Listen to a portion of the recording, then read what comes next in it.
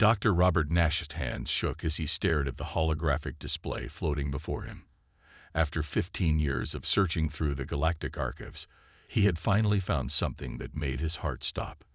The text glowed in soft blue light. Earth. Classification. Contained threat world. Status. Historical. The archive room was silent except for the quiet hum of ancient servers. Tall crystalline data towers stretched up into darkness, each containing millions of years of galactic history. Nash ran his fingers through his graying hair, hardly believing what he was seeing. "Computer, expand file details," he said, his voice barely above a whisper. More text appeared, showing dates and observations from various alien species. The earliest entry was from over 100,000 years ago. Each entry said the same thing. Earth needed to be contained, but not for the reasons humans had always feared. Nash was so focused on reading that he didn't hear the soft footsteps behind him. "Fascinating reading, isn't it, Dr. Nash?"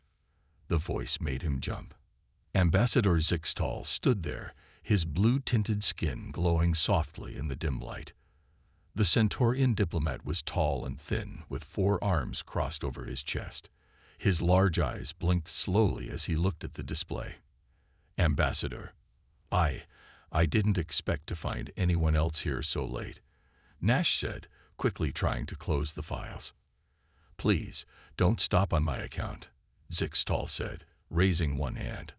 "I've been watching your research with great interest.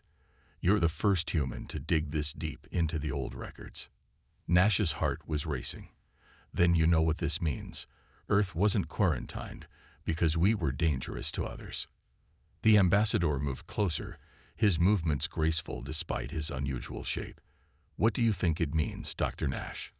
"The dates don't make sense," Nash said, pointing to the screen. "These observations start long before humans had any real civilization. And look at these energy readings. They're not from human activity." Zixtal nodded slowly. "Go on." "There's something else about Earth, isn't there? Something that was there long before humans." The ambassador touched one of the data crystals, and new images appeared.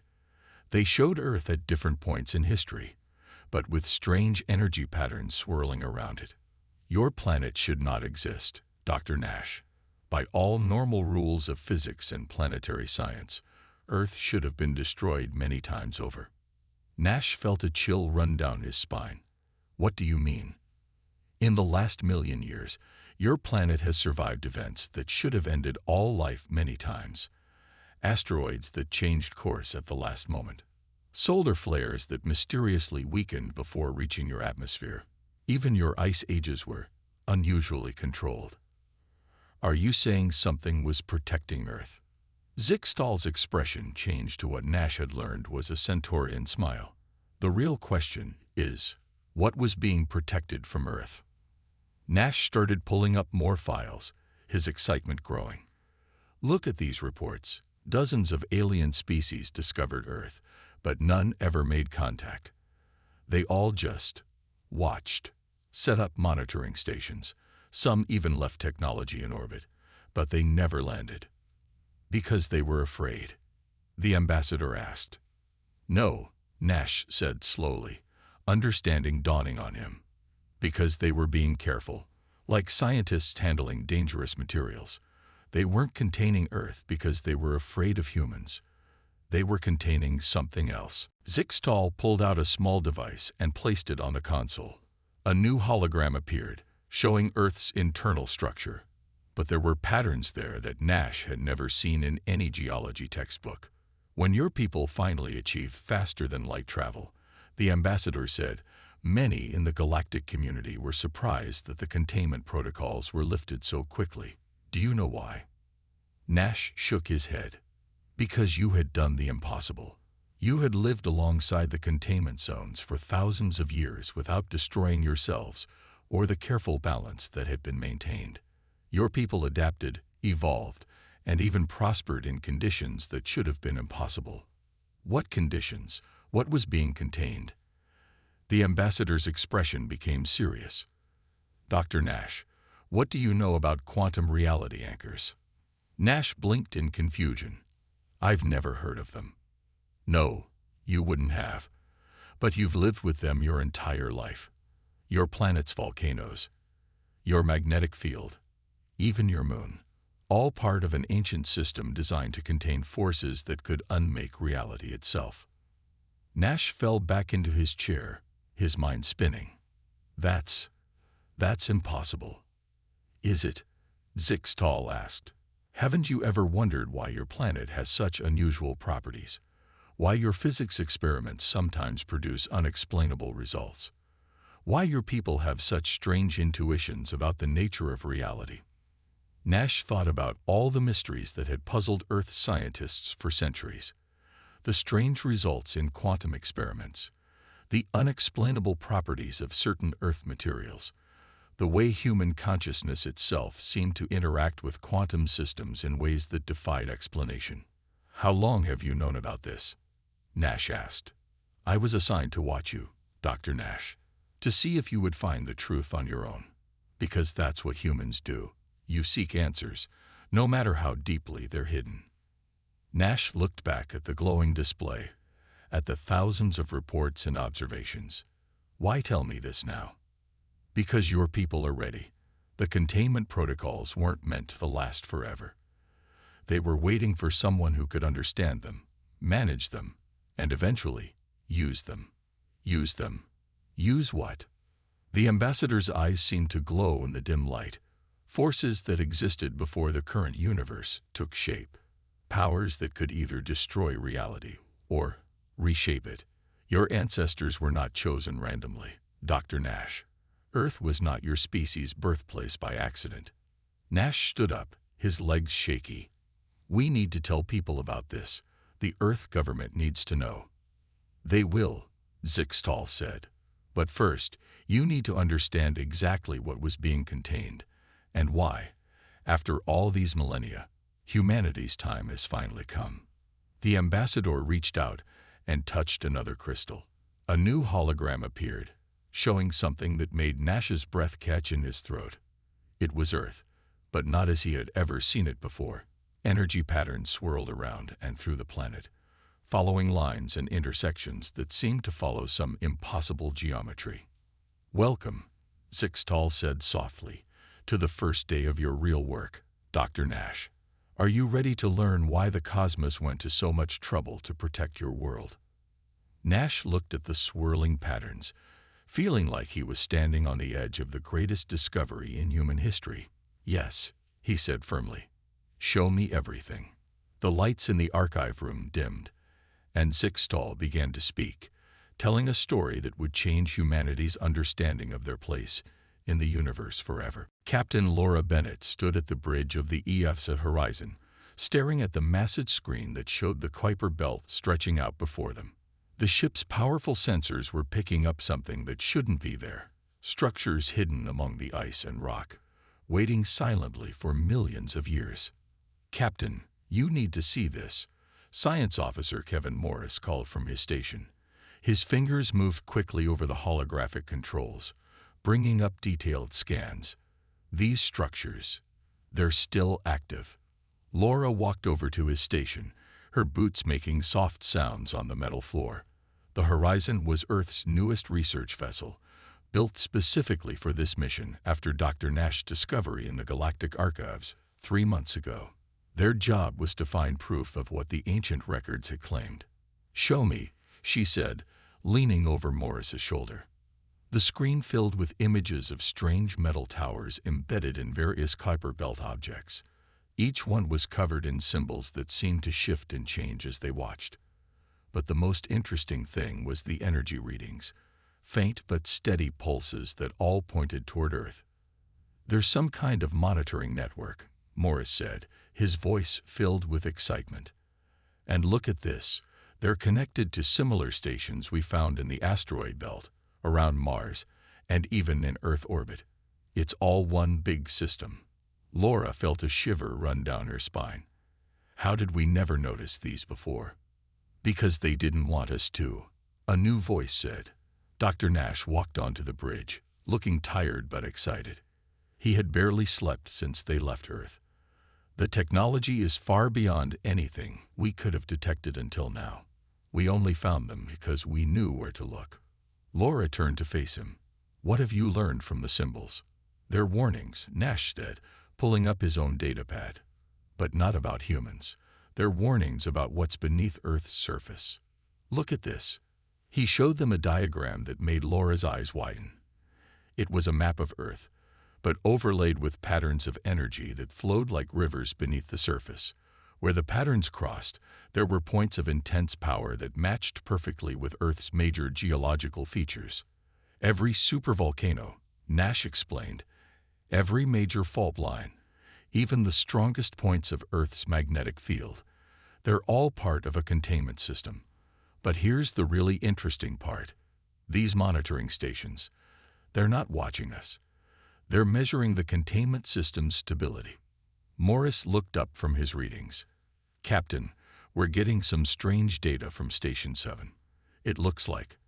Well, you should see this yourself. The main screen changed to show one of the alien structures up close. As they watched, panels on its surface began to move, revealing what looked like an entrance. It's responding to our presence, Morris said in amazement.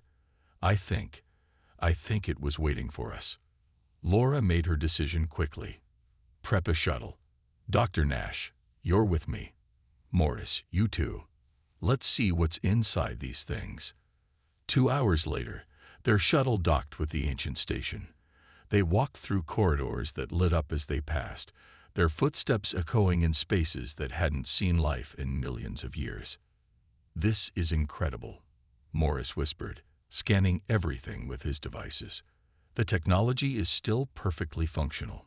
The power source, I can't even understand how it works. They reached what appeared to be a control room. As they entered, holographic displays sprang to life around them, showing images that made them all stop and stare. Oh my God, Laura breathed. The images showed Earth's history, but not the version they knew. They saw asteroids being deflected by invisible forces, solar flares being dampened before they could reach Earth, and most incredibly, they saw ancient beings setting up the very systems they had discovered. Look at these dates, Nash said, his voice shaking. The last extinction event that hit Earth, it shouldn't have been the last. According to this, we should have been hit by at least 7 major extinctions in the last million years. But something prevented them. Morris was studying other readings. Captain, these energy patterns, they match exactly with what we've detected under Earth's surface, but they're not natural formations. They're safety valves. Safety valves for what? Laura asked. Nash moved to another console. For this, he said, bringing up a new image. It showed Earth, but surrounded by what looked like tiers in space itself. Earth sits at a crossroads of what they call reality currents, points where the fabric of space-time is naturally weak. The ancient ones didn't choose Earth randomly. They chose it because it was already naturally containing these forces. And all our natural disasters? Laura asked. Controlled releases, Morris said, understanding dawning on his face. Every earthquake, every volcanic eruption. They're not accidents. They're carefully managed energy releases to prevent something much worse from happening. Laura walked slowly around the room, taking it all in. So Earth isn't dangerous because of humans. It's dangerous because of what it's sitting on. Not dangerous, Nash corrected. Important. These beings, they didn't just contain these forces. They studied them, used them. And according to these records, they believed that eventually someone would evolve on Earth who could do the same. Us, Laura said softly. Yes, Nash nodded. We're not an accident. Our entire evolution was guided by these forces. We're the only species in known space that can live safely on Earth because we were literally made for it. A new alert sounded from Morris's scanner. Captain, you need to see this. The station, it's not just showing us this information. It's giving us access. I think it's teaching us how to control these systems. Laura looked at the strange symbols flowing across the screens, symbols that somehow seemed more familiar the longer she looked at them. Send everything to the ship and contact Earth Command. Tell them. She paused, looking at the image of their planet, seeing it now not as just their home, but as something far more significant. Tell them we found out why Earth was really contained, and why humanity needs to learn the truth about what we're meant to become. As the message was sent, more systems throughout the station came to life, ready to share secrets that had waited millions of years to be discovered. The true story of Earth and humanity's destined role in the cosmos was finally beginning to unfold. Nash looked at Laura with a mix of fear and excitement. "Captain, this is just the beginning, isn't it?" Laura nodded, watching as more and more information poured across the screens. "Yes, Doctor. I think humanity just found out what we were really made for. The question is, are we ready for it?" The ancient station hummed around them, its systems awakening one by one, ready to help humanity take their first steps toward a destiny that had been waiting for them since before their species existed. The Great Hall of the Arcturus Prime Conference Center was filled with representatives from over 1,000 alien civilizations. They had all come to hear Earth's delegation explain their recent discoveries. Dr. Susan Reynolds stood at the podium, trying to keep her hand steady as she faced the assembled beings. First Speaker Krath of the Arcturian Council sat in the center of the hall, his crystalline form catching the light from the overhead windows. His voice echoed through the chamber. "Dr. Reynolds, you claim to have proof that Earth's containment was not what we believed. Show us." Susan nodded to her assistant, and the room's holographic systems came to life. Above the gathered aliens, a perfect image of Earth appeared, but this time showing all the energy patterns they had discovered. 3 months ago, Susan began, we found ancient monitoring stations in our solar system. These stations revealed something extraordinary about Earth's true nature. She paused, making sure her universal translator was working correctly. Our planet isn't just a world. It's a containment facility built by beings who existed millions of years before any of our civilizations. Murmurs spread through the crowd. First Speaker Krath leaned forward, his crystal surfaces flickering with interest. "Continue." Susan brought up new images, showing the ancient stations and their data. These facilities were maintaining something we've named the Guardian Protocol. It's an artificial intelligence system so advanced it can influence the movement of asteroids and the behavior of our sun. The images changed to show various near misses Earth had experienced over millions of years. We always thought we were lucky, that Earth had somehow avoided many extinction-level events by chance. We were wrong. Every near miss was carefully calculated. Every disaster was controlled. A small, floating alien near the front raised what looked like a tentacle. Why? Why protect one planet so carefully? Because of what's inside it, Susan said, bringing up new scans. Earth sits at a conjunction of what the ancient ones called quantum reality streams, places where the fabric of our universe is naturally thin. These points could tear reality apart if not properly contained. She showed them images of Earth's internal structure, revealing the complex network of energy patterns that flowed beneath its surface. Our volcanoes, our earthquakes, even our magnetic field, they're all part of a system designed to safely channel and contain these forces. First Speaker Krath's voice cut through the growing noise in the hall. "And you believe your species was chosen for this task?" "Not chosen," Susan corrected. "Created." She brought up genetic data that made many in the audience shift uncomfortably. Human beings evolved under the influence of these contained forces. We're the only species in known space that can safely live on Earth because we were literally shaped by these energies from the beginning. The hall erupted in discussion. Susan waited patiently until First Speaker Krath called for silence. "What proof do you have of this claim?" he asked. Susan nodded to someone at the back of the hall. Dr. Nash walked forward, carrying what looked like a small crystal cube. "This is a quantum reality sensor we found in one of the monitoring stations," he explained. It measures distortions in spacetime. Watch what happens when I activate it." The cube began to glow, projecting a field of energy that spread through the hall. Where it passed over the alien delegates, it showed only slight disturbances. But when it reached Susan and Nash, the energy pattern swirled and danced in complex patterns. "Human beings don't just live near these forces," Nash said. "We resonate with them. Our consciousness, our very DNA, is attuned to them in ways we're only beginning to understand." A tall insectoid alien stood up. "This is impossible. Such forces would destroy any living thing." "Under normal circumstances, yes," Susan agreed. "But Earth's containment system doesn't just hold these forces back. It channels them, controls them, and over millions of years, it used them to guide our evolution." She brought up new images, showing human brain activity alongside the energy patterns from Earth's core. The similarities were unmistakable. "We've discovered that what we thought were natural disasters on Earth are actually safety valves," she continued. "When the contained forces build up too much pressure, the system releases it in controlled ways, through volcanic eruptions, earthquakes, or magnetic field fluctuations. And humans, through all of this, developed a natural resistance to these energies."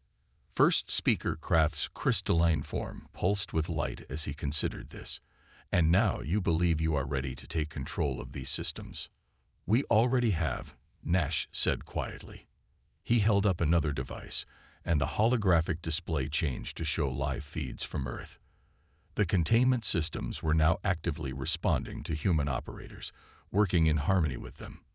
"The Ancient Ones didn't just build a prison for these forces," Susan explained.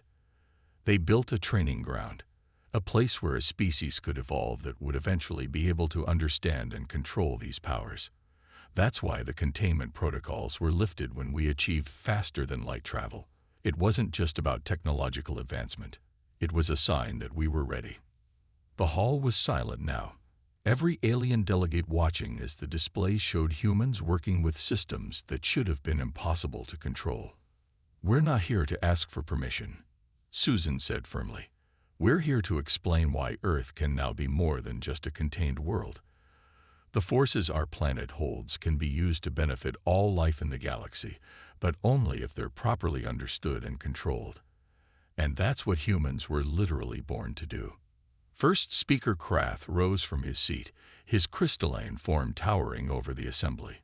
"Dr. Reynolds, what you're suggesting would change the balance of power in the galaxy." "No," Susan replied calmly. "What we're suggesting would help protect it. These forces exist whether we acknowledge them or not. Earth's containment system is millions of years old. Eventually, it would have failed. Now, instead of just containing these powers, we can learn to use them safely."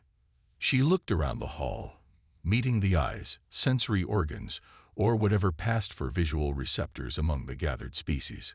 "We're not asking to rule the galaxy. We're offering to help protect it, using abilities that are quite literally in our DNA." Nash stepped forward, his voice strong. "The cosmos contained Earth, not because it was dangerous, but because it was important. Now it's time for humanity to accept its role as guardians of forces that could either destroy reality or help us all build a better one." The hall erupted in discussion again, but this time there was more excitement than fear in the voices. First Speaker Kraft's crystalline form pulsed with colors that Susan had learned meant deep thought. "Perhaps," he said finally, "it is time for the galaxy to learn why Earth was really contained, and why its people might be exactly what we need for the challenges that lie ahead." Susan nodded, relief flooding through her.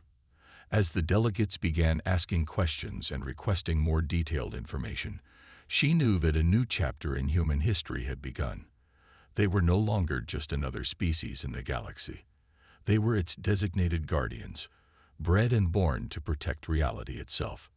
And somehow, that felt exactly right. Commander John Hayes stood at the edge of the observation deck, looking down into the massive cavern beneath the Yellowstone caldera. Teams of scientists and engineers moved between strange machines that pulsed with soft blue light. Each machine was connected to what they now knew was the largest containment node in North America. "Commander," AI specialist Mary Clark called from her station, "you need to see these readings." John walked over to her monitoring station, careful not to disturb the delicate equipment.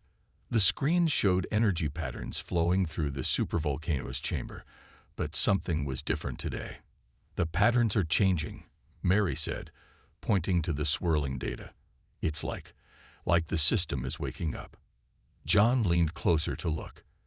After 3 months of studying the ancient containment systems, they were still finding new surprises. "Is it dangerous?" Mary shook her head, her eyes never leaving the screen. "No, it's more like it's responding to us. Look at this." She pulled up another display showing human brainwave patterns from the research team. "The more we work with the system, the more it syncs with our neural patterns." A loud hum filled the chamber, and more of the ancient machinery began to light up. Deep beneath them, something shifted in the earth. "All stations, report," John called out over the comm system. "Station 1, all clear. Energy level stable. Station 2, containment field holding steady. Station 3, new patterns emerging but no dangerous readings." Mary's fingers flew over her controls. "Commander, I think I understand what's happening. The system isn't just containing the quantum forces. It's been waiting for us to learn how to control them." Before John could respond, a new voice joined the conversation. "She's right." Dr. Susan Reynolds walked onto the observation deck, just returned from her presentation to the Galactic Council. "The Ancient Ones built these systems to do more than just contain the forces. They built them to teach us." John turned to face her. "Teach us what?" Susan smiled and held up what looked like an old crystal, similar to the ones they'd found in the monitoring stations. "Watch this." She placed the crystal into a nearby console. Immediately, the humming in the chamber changed pitch, and new holographic displays appeared around them. They showed Earth's internal structure, but with details they had never seen before. "These aren't just containment nodes," Susan explained, pointing to various points on the map. "They're control centers. The supervolcanoes, the major fault lines, even the magnetic field generators, they're all part of a massive training system." Mary looked up from her readings. "Training for what?" "For this," Susan said, and touched a control on the console. The chamber filled with new light as hidden systems activated. Energy patterns that had been invisible before became clear, flowing through the rock walls like rivers of light.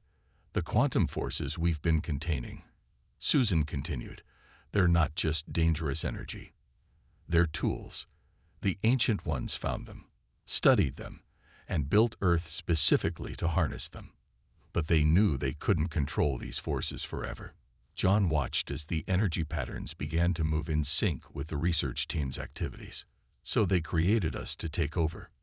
"Exactly," Susan nodded. "Every major event in human evolution was guided by exposure to these forces. Our brains developed to process quantum information. Our DNA evolved to resonate with these energies. We're not just living near these forces. We're part of them." A new alarm sounded from Mary's station. "Commander, the containment field is changing." They all rushed to her screens. The energy patterns were shifting, forming new configurations they had never seen before. "Don't worry," Susan said calmly. "This is supposed to happen. The system isn't failing, it's transforming. Watch." The energy fields around them began to pulse in rhythm with their heartbeats. Each person in the chamber felt a strange but not unpleasant tingling as the quantum forces synchronized with their own bioelectric fields. "Incredible," Mary whispered. "The system isn't just responding to us, it's merging with us." John looked around the chamber with new understanding. All those safety protocols, all those carefully managed disasters, were preparing us. Susan finished. Every earthquake, every volcanic eruption, they weren't just releasing pressure. They were exposing humanity to controlled doses of these forces, helping us adapt to them over thousands of generations. A deep rumble shook the chamber. But no one felt afraid. Somehow, they all knew it was natural, right, like the Earth itself was awakening. "Look at this," Mary called out, pointing to new data on her screen. Similar reports were coming in from research stations around the world.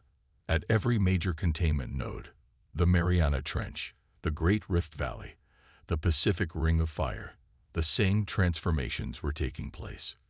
"What happens now?" John asked, watching as the ancient machinery pulsed with new life. Susan walked to the edge of the observation deck, looking down at the teams working below. "Now we learn what we were really made for. These forces can tear reality apart, yes, but they can also be used to strengthen it, to protect it, to help life flourish across the galaxy." She turned back to face them, her eyes bright with excitement. "The containment systems aren't shutting down.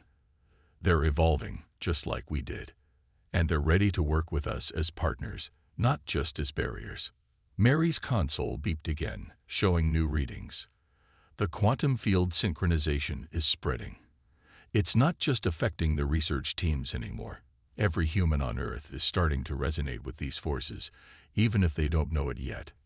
John thought about what this meant for humanity's future. We're not just taking over the containment duties, are we? We're becoming something new. We're becoming what we were always meant to be. Susan said, "The Ancient Ones didn't just build a prison for these forces. They built a crucible, a place where a new kind of guardian could be born. And after millions of years, we're finally ready to accept that role." The chamber hummed with power as more systems activated, each one responding to human presence in ways they were only beginning to understand. Above them, through the thick rock of the caldera, the stars continued their eternal dance, unaware that humanity was taking its first steps toward becoming their new protectors. "Send word to all stations," John ordered, standing straighter as he felt the energy fields pulse around him. "Tell them Operation Awakening is proceeding exactly as the Ancient Ones planned. Earth isn't just our home anymore. It's our training ground. And class is finally in session." The cavern filled with light as more ancient systems came online, ready at last to teach humanity the full extent of their inherited powers and the responsibilities that came with them. Dr. William Parker pressed his hand against the smooth black wall, feeling the faint vibrations coming from deep within the Earth. Around him, the newly discovered alien outpost hummed with ancient power. After months of searching, they had finally found it. A control center hidden 12 miles beneath the Mariana Trench. "Dr. Parker," Agent Lisa Martinez called out from another chamber. "We found something big." Will hurried through the curved corridors, his footsteps echoing on the metal floor. The outpost had been built millions of years ago, but everything still worked perfectly. He entered a large circular room where Lisa stood in front of a massive screen that covered an entire wall. "Look at this," she said, touching a control panel. The screen came to life, showing images that made Will's heart race. They were looking at Earth, but not the Earth they knew. The images showed their planet, as it had been more than 100 million years ago. Strange beings moved across the surface, their bodies made of what looked like crystalline energy. "Are those?" Will started. "The ancient guardians," Lisa finished. "The ones who built all this." The images change, showing these beings working with enormous machines, setting up the very systems that humans had just discovered. "Computer," Lisa called out. "Translate audio records." A soft voice filled the room, speaking in perfectly clear English. "This is the final record of the Guardian Council. We have completed the primary containment systems for Reality Nexus 7, designation Earth. The quantum barriers are stable. The energy distribution network is functioning as designed." Will and Lisa looked at each other in amazement. The computer was translating records left by the beings who had built Earth's containment systems. The voice continued, "We have discovered something unexpected. The reality streams that cross at this nexus point. They don't just carry destructive power. They carry information, patterns, the building blocks of consciousness itself." New images appeared, showing energy patterns that looked surprisingly familiar. "Those look like human brainwaves," Will said quietly. "Exactly," Lisa replied. "Keep watching." The ancient recording continued. "We have modified our original plan. Instead of just containing these forces, we will use them to create something new. A species that can evolve alongside these energies, that can learn to understand them, to control them." The screen showed complex DNA structures being influenced by the quantum forces, changing and adapting over millions of years. They didn't just find Earth, Will realized. They chose it. They shaped it. Everything about our planet, the magnetic field, the plate tectonics, even the moon's orbit, they designed it all to help create us. Lisa nodded, her eyes still on the screen. But why? Why go to all this trouble? A new image appeared, showing the galaxy as it had been millions of years ago. "Our time is ending," the ancient voice said. "Our civilization has watched over the quantum forces for billions of years, but we cannot maintain this duty forever. We need successors, not servants, not soldiers, but true inheritors of our legacy." Will walked closer to the screen, studying the complex diagrams that showed how humanity would develop. They planned everything. Every step of our evolution was guided by these contained forces. "Not just guided," Lisa said, pointing to new data appearing on the screen. "Powered by them. Human consciousness, our ability to understand quantum mechanics, even our creativity, it all comes from our connection to these forces." The voice spoke again. "We leave these records for those who will follow us. You who find this place, you are not an accident. You are not just another species. You are the culmination of our greatest work. The containment systems were never meant to last forever. They were meant to last until you were ready." Suddenly, the entire outpost shuddered. New lights began coming on in sequences they had never seen before. "What's happening?" Will asked, steadying himself against a console. Lisa checked her readings. "The outpost, it's recognizing us. Really recognizing us. Look." The walls of the chamber became transparent, revealing the ocean depths around them. But they could now see something else.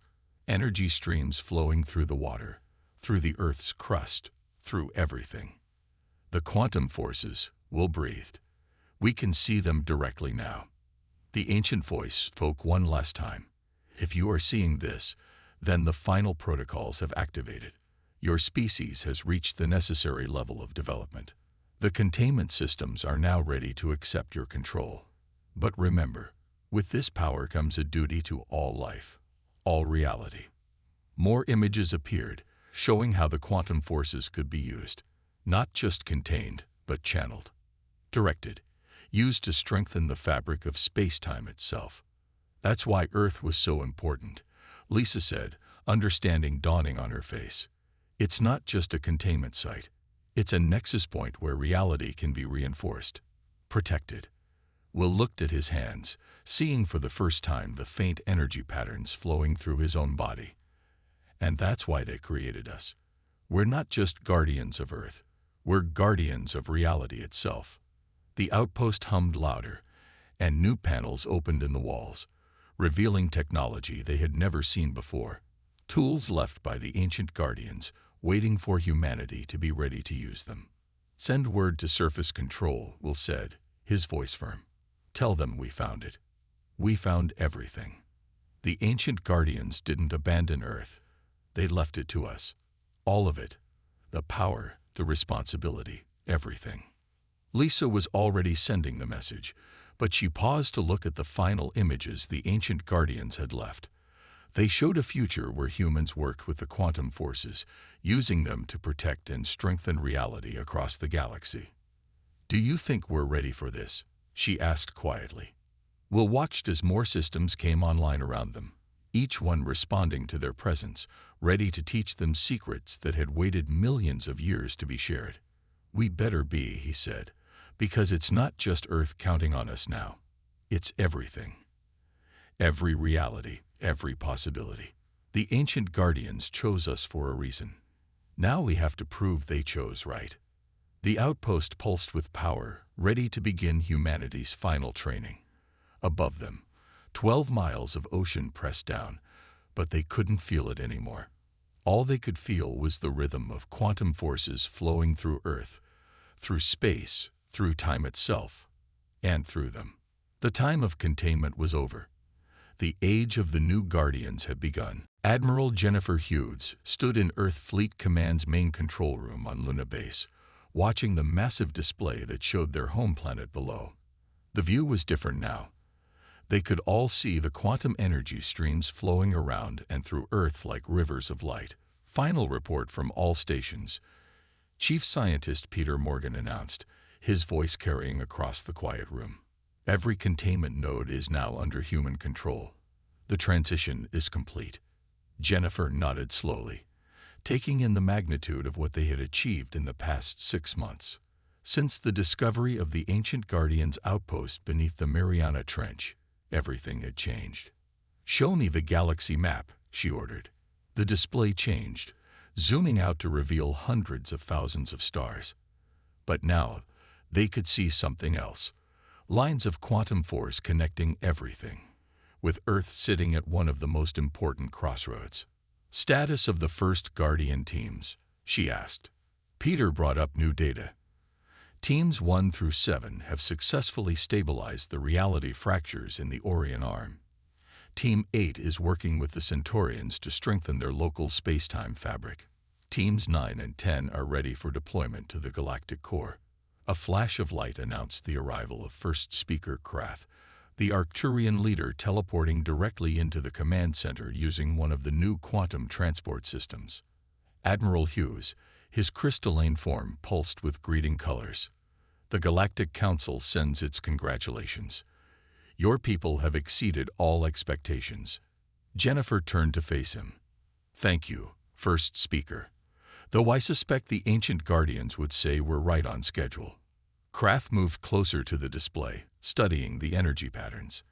"To think, all these years we believed Earth was contained because it was dangerous. We never imagined that it was being protected until we were ready." Jennifer finished with a smile. "Neither did we." New alerts flashed on the main screen. Peter moved quickly to check them. "Admiral, we're detecting unusual quantum activity in the Carina Nebula. Reality stress points are forming." "Show me," Jennifer ordered. The display zoomed in on the nebula, revealing tiers forming in the fabric of space-time. In the past, such events would have been catastrophic. But now, Guardian Teams 3 and 4 are responding, Peter reported. They're using the quantum forces to repair the damage. They watched as human ships approached the tiers. Energy streams flowed from the vessels, guided by their crew's thoughts. Where reality had begun to break down, it was being strengthened, healed. "Remarkable," Krath said softly. "Your people have mastered in months what took the ancient Guardians millennia to develop." "Not mastered," Jennifer corrected. "We're still learning. Every day we discover new ways to use these forces.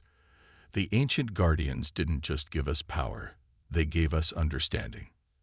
The command center's doors opened, and Dr. Susan Reynolds walked in, followed by Dr. Nash. They had just returned from activating a new training facility in Australia. "Admiral," Susan called out, "you need to see our latest findings." She connected her datapad to the main display. New images appeared, showing human DNA structures next to quantum energy patterns. "We've confirmed it," she said excitedly. "The ancient Guardians didn't just guide our evolution. They encoded quantum manipulation abilities directly into our genes. Every human being has the potential to work with these forces, which explains why the training programs are working so quickly," Nash added. "We're not learning something new. We're remembering something that was built into us from the beginning." Jennifer watched as more reports came in from around the galaxy. Human teams working with alien species, teaching them how to strengthen their local reality fabric. Others exploring the quantum streams, learning to use them for faster-than-light travel, for healing, for creation itself. "First Speaker," she said, turning to Krath. "We've prepared a proposal for the Galactic Council. We want to establish Guardian training centers throughout the galaxy, not just for humans, for any species that shows potential for quantum sensitivity. Kraft's crystalline form sparkled with interest. You would share this power. It was never meant to be hoarded, Jennifer replied. The ancient guardians chose us to be their successors, yes, but they also taught us the importance of balance, of cooperation. The quantum forces don't belong to any one species. They're part of everything. Peter's console beeped again. Admiral, the first graduated class of Alien Guardian trainees is ready for their final tests. The display showed a group of various alien species working alongside human instructors, all of them manipulating quantum energies with growing skill. The ancient guardians built Earth as a containment site, Jennifer said, watching the display. But they also built it as a school. And now it's time to share what we've learned. First speaker Kraft moved to the center of the room. When your people first discovered the truth about Earth, many in the galaxy feared what it would mean. We worried you would use these powers to dominate. Instead, he continued, his form glowing brightly, you have chosen to protect, to teach, to share. Perhaps this too was part of the ancient guardian's plan. Jennifer smiled as she watched more reports come in from around the galaxy. Reality fractures being healed, new quantum technologies being developed, species working together in ways that had never been possible before. Earth was contained, she said quietly, because it held something precious. Not just power, but potential. The potential for life to become more than it was. To grow beyond simple existence into true guardianship of reality itself. She turned to face her crew, seeing the same quantum energy that flowed through Earth now flowing through them all. We are not just Earth's children anymore, she declared. We are the inheritors of the ancient guardian's legacy, and we will make them proud. Around Earth, the quantum forces continued their eternal dance, no longer contained but channeled, directed, used to protect and strengthen all of reality.